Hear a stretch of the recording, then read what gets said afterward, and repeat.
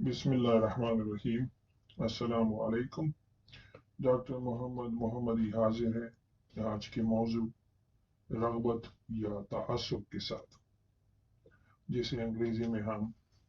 बाइस से ताबीर करते हैं। आज हम कोशिश करेंगे कि हम रग़बत या तअस्सुब की तारीफ व तशरीह कर सकें और इसके किरदार व असरात का जायज़ा ले सकें इंसानों पर और माशरे पर, जो कि अक्कास होते हैं तालीम, तारीख और मज़हब के। बाल्फाज़ दीगर, रग़बत या तअस्सुब हर चीज़ पर असरअंदाज होते हैं, चाहे वो रूहानी हो या जिस्मानी, यानी कि दीन और दुनिया दोनों को डिफाइन करते हैं एक इंसान के लिए। अगर आप आदमजाद हो तो आप राग़िब हो, यानी कि आदमजाद का आदमी होना ही रग़बत या तअस्सुब के लिए काफ़ी है। और यही वजह है कि खालिस फिक्र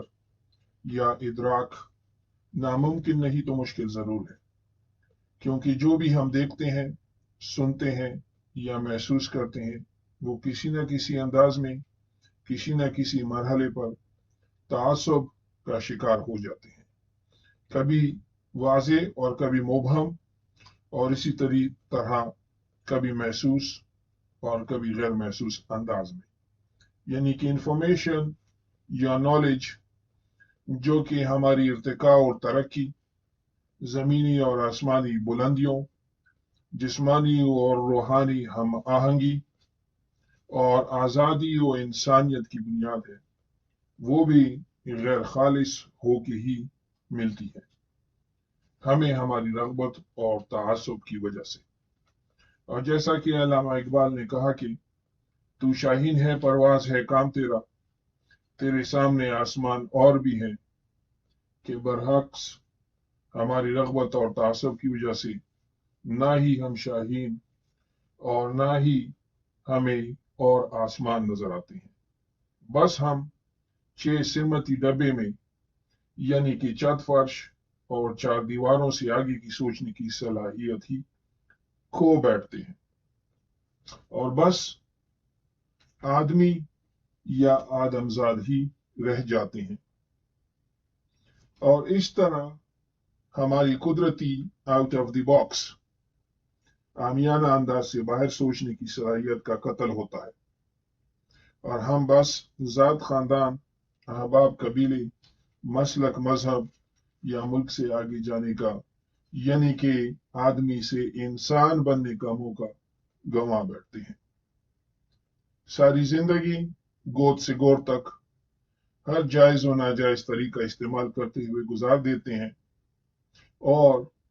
समझ भी नहीं पाते कि जिंदगी कैसे गुजरी। या फिर बकौल इकबाल के यूं तो सैयद भी हो, मिर्जा भी हो, अफगान भी हो, तुम सभी कुछ हो, बताओ तो मुसलमान भी हो, अपनी शनाख्त ही खो बैठते हैं। रग़बत या तासुब हमें कुछ को कुछ बनाने की ताकत देता है, चाहे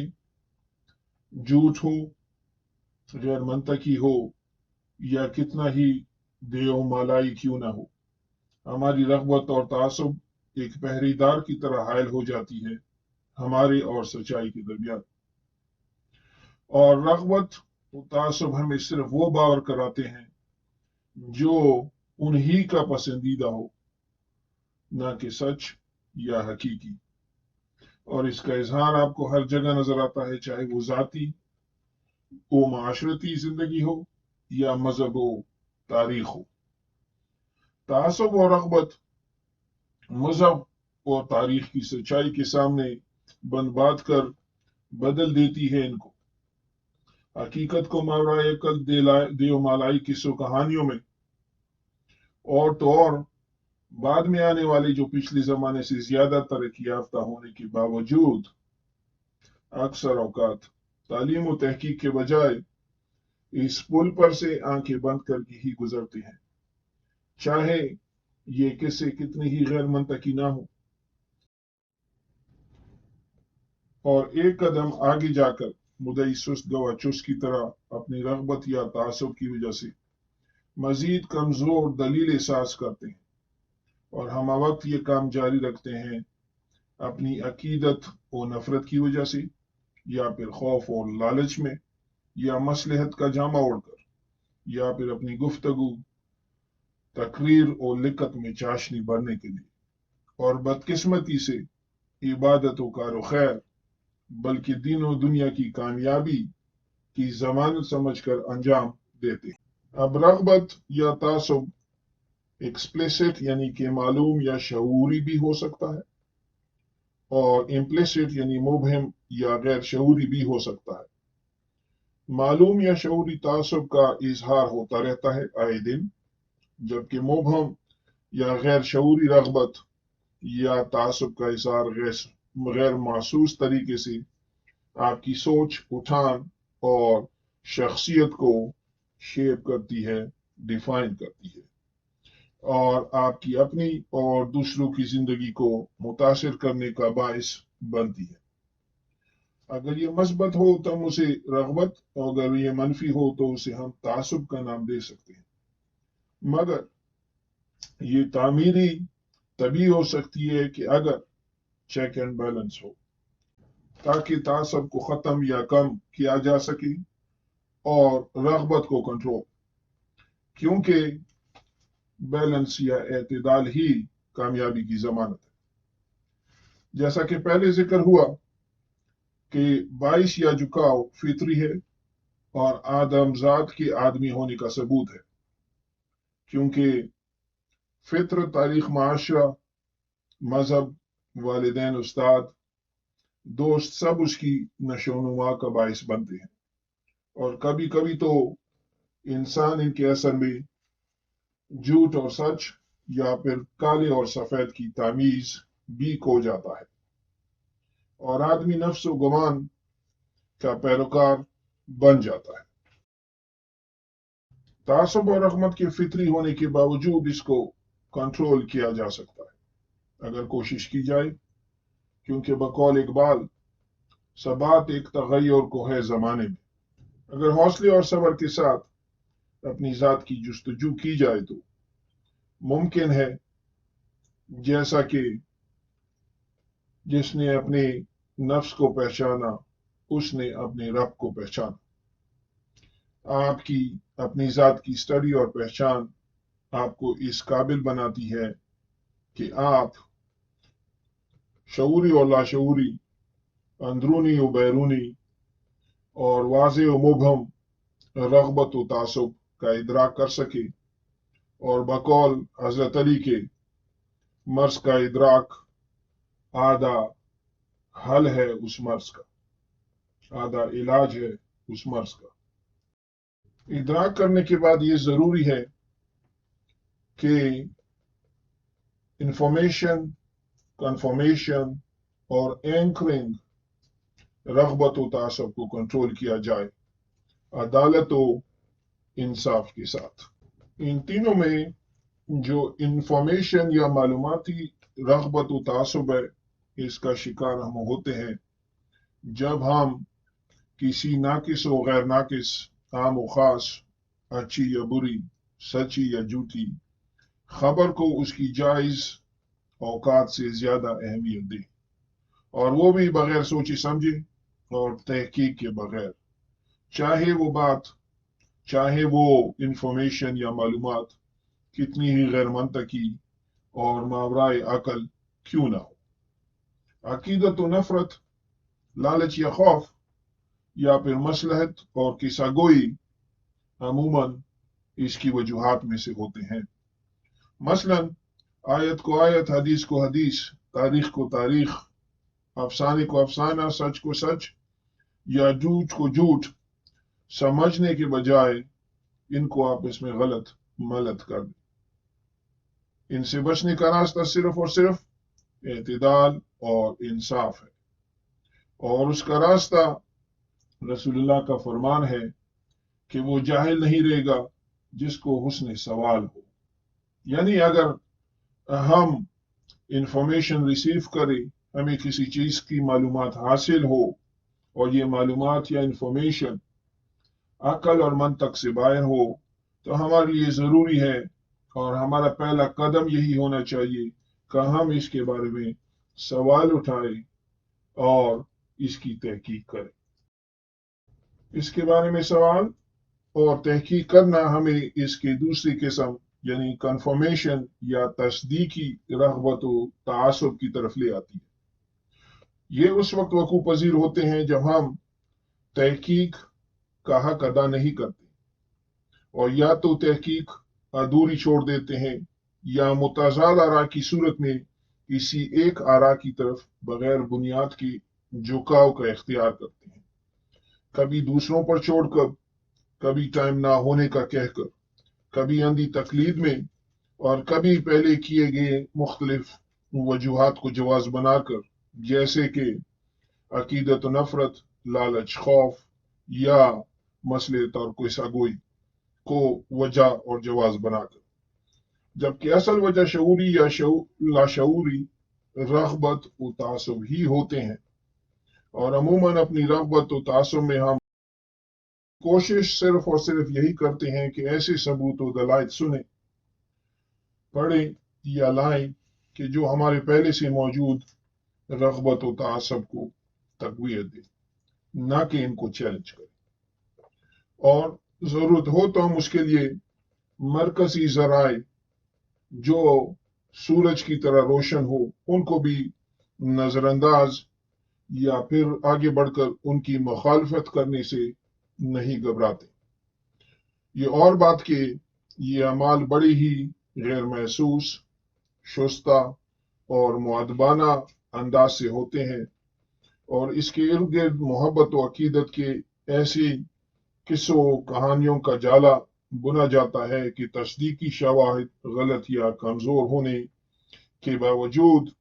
اور مرکزی و اساس منابع و ذرائع کی مخالف ہونے کے باوجود کامیاب ہوتے ہیں، نہ صرف قبول ہوتے ہیں بلکہ معاشرے کا مزاج بنتے ہیں اور معاشرے کا ڈگر اور راستہ بدلنے کا باعث بنتے ہیں۔ اپنی سوچ کو، اپنے مزاج کو، اپنی رغبت و تعصب کو چیلنج کرنا پڑے گا، جیسا کہ حضرت علی کا قول ہے، دین کو وراثت میں نہیں بلکہ سمجھ کے لو۔ بہترین طریقہ شاید یہ ہو کہ اپنے نظریات و اعتقادات کو غلط ثابت کرنے کا چیلنج کریں، نہ کہ صحیح ثابت کرنے کا، تاکہ آپ کو اپنے اعتقادات اور نظریات کی مخالف نظریات سے روشناسی ہو اور آپ اپنے ماحول کی جامع سے باہر نکل کر دوسروں کو پڑھنے، سننے اور سمجھنے کی کوشش کریں اور کھلے دماغ اور کشادہ سینہ کے ساتھ اس کی انالیسس کریں، جانچ پڑتال کریں۔ تیسری قسم جھکاؤ یعنی اینکرنگ رغبت و تعصب ہے۔ اس میں آدمی کسی خاص نقطے پر مرتکز ہو کر اس کا قیدی بن جاتا ہے اور تمام فیصلے شعوری یا لاشعوری طور پر اسی کے اثر کرتا ہے۔ یہ نقطہ کوئی خیال، کوئی سوچ، کوئی لاجک، کوئی اصول بھی ہو سکتا ہے، اور اس کے اثر آدمی روشن دلیلیں نظر انداز کرتا رہتا ہے اور مخالف سمت میں شد و مت سے سفر کرتا ہے، جبکہ نظریات و اعتقادات کی تصدیق کئی سمتوں سے ضروری ہے، اور یہ عمل ایک زندہ عمل ہونا چاہیے تاکہ وقت، حالات اور معاشرے کی ترقی و نشوونما کے ساتھ چیک اینڈ بیلنس کا یہ عمل دہرایا جا سکے اور نظریات اور اعتقادات کو جدید ترازو پر تولا جا سکے، جدید تقاضوں کے مطابق، تازہ انفارمیشن اور معلومات کی روشنی۔ مگر انفارچونیٹلی ہم اسیر ہیں اپنی ماحول کے، معاشرے کے، اپنی عقیدت و نفرت کے، یا پھر ہم روگردانی کرتے ہیں سچائی سے لالچ اور خوف میں، یا پھر اپنی گفتگو کو مزید دلچسپ بنانے کے لیے یا کبھی مصلحت کا بہانہ بنا کر ہم سچائی کی جستجو سے کتراتے ہی رہتے ہیں، اور قرآن اس کا گواہ ہے۔ چند مثالیں پیش خدمت ہے۔ سورہ بقرہ آیت نمبر 170، تو کہتے ہیں بلکہ ہم تو اس پر چلیں گے جس پر اپنے باپ دادا کو پایا، اگرچہ ان کے باپ دادا نہ کچھ عقل رکھتے ہو نہ ہدایت۔ اسی طرح سورہ بقرہ آیت نمبر 18، یہ بہرے، گونگے اور اندھے ہیں، پس وہ نہیں لوٹیں گے۔ یا پھر سورہ بقرہ آیت نمبر 42، اور حق کو باطل کے ساتھ نہ ملاؤ اور سچی بات کو جان بوجھ کر نہ چھپاؤ۔ اسی طرح سورہ محمد آیا نمبر 24، بھلا یہ لوگ قرآن میں غور نہیں کرتے یا دلوں پر تالے لگے ہیں۔ اسی طرح سورہ انفال آیت نمبر 22، بے شک خدا کے نزدیک تمام جانداروں سے بدتر بہرے گونگے ہیں جن کو عقل نہیں۔ سورہ انعام آیت نمبر 116، زمین میں اکثر وہ ہے کہ تو ان کے کہے پر چلے تو سیدھی راہ سے بہکا دیں گے۔ سورہ نجم آیت نمبر 23، اور وہ تو میرے گمان اور نفس کی خواہشوں کے پیچھے ہے۔ سورہ احزاب آیت نمبر 67، اور کہیں گے اے ہمارے رب، ہم اپنے سرداروں اور اپنے بڑوں کے کہنے پر چلے تو انہوں نے ہمیں راہ سے بہکا دیا۔ جبکہ قرآن کہتا ہے سورہ بقرہ آیت نمبر 111 میں، اگر سچے ہو تو دلیل لاؤ۔ سورہ رعد آیت نمبر 11 میں، اللہ کسی قوم کی حالت نہیں بدلتا جب تک وہ خود نہ بدلے۔ سورہ محمد آیت نمبر 24 میں، بھلا یہ لوگ قرآن میں غور نہیں کرتے یا دلوں پر تالے لگے ہیں۔ سورہ بقرہ آیت نمبر 269 میں، اور نصیحت نہیں مانتے مگر عقل والے۔ سورہ عنکبوت آیت نمبر 69 میں، اور جنہوں نے ہماری راہ میں کوشش کی ہم ان کو اپنے راستے دکھا دیں گے۔ یعنی کہ قرآن بار بار سوچ و فکر، علم و عقل کے ساتھ اس کی راہ میں کوشش کرنے کی دعوت دے رہا ہے بغیر تعصب کے، اور یہ وہ بار بار دیتا ہے۔ تقریباً سینکڑوں مرتبہ قرآن مجید نے کبھی یا تدبر، کبھی فکر، کبھی برہان، کبھی علم، کبھی حکمہ، کبھی عقل کی دعوت دی۔ تو اس لیے ہم سب کا یہ فرض ہے کہ ہم تعصب و رغبت کو کنٹرول کرتے ہوئے سچائی کی جستجو کریں۔ شکریہ، واللہ اعلم بالصواب۔